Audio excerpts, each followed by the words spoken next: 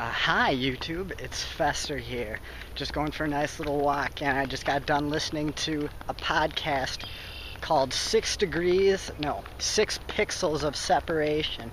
It's one of these new podcasts I've been listening to quite a bit lately. I've really been getting into internet marketing, and there's so much to learn. There is a huge amount of content out there that you can just devour, and that is what I've been doing. I started probably with a blog called Smart Passive Income by Pat Flynn. If you are into internet marketing at all and learning about this stuff, you've probably heard of him because he is one of the best known and probably one of the best content providers in my opinion, even though he is relatively new to the scene compared to some of the others. But I've listened to all his podcasts already, and now I've been getting into this new 6 Pixels of Separation, which I have quite a bit to catch up on, seeing how he has made over 300 of them.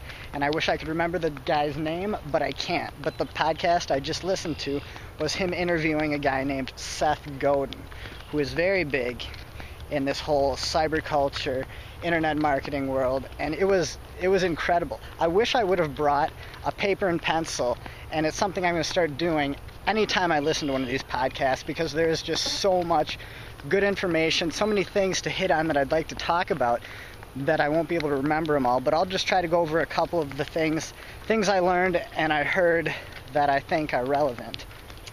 One of the main things they talked about was the way that marketing is changing, that it used to be such a target of the masses, and now the target is much smaller, and they talked about things called tribes.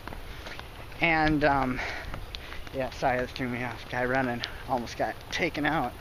People here exercising, getting it in, losing that weight like I should be doing. But fuck running, right? Seriously. But where was I? Completely forgot. This change from mass marketing to a much smaller, more targeted thing. And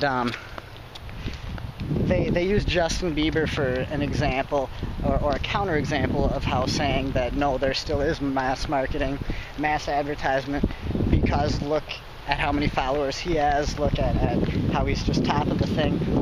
But what they said was that if this would have been 1975, Justin Bieber would have had like 40 million followers, if there was such a thing as Twitter back then.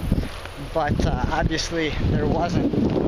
And they're saying that it's more like diversified. I don't know what the right word is for that, but that, you know, there's much smaller bands being listened to by a much greater population than a few large ones. You know, for instance, the 100, you know, smaller fringe bands have a lot more listeners than, say, you know, someone on the Billboard Top 20.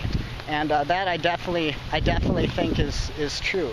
Buzz still always continues to generate, to be self-fulfilling and generating more buzz. But still, it's much easier for an artist or for anyone to find their tribe and to cut out their niche and to be, you know, a little mini star in their own respective niche.